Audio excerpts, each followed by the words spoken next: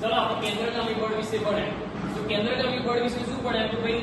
કોઈ બી પદાર્થ વર્તુળાકાર માર્ગે ગતિ કરતો હોય તો એના કેન્દ્ર તરફ એક બળ લાગે છે જેને આપણે શું કહીએ છીએ કેન્દ્રગામી બળ બરાબર તો એના માટે આપણે જોઈએ પ્રેક્ટિકલ આપણે બનાવે છે જાતે બરાબર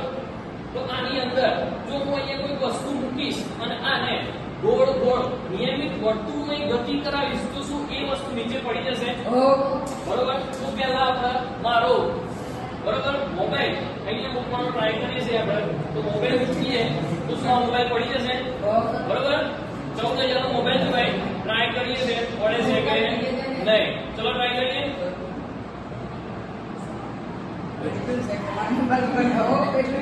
મોબાઈલ પડ્યો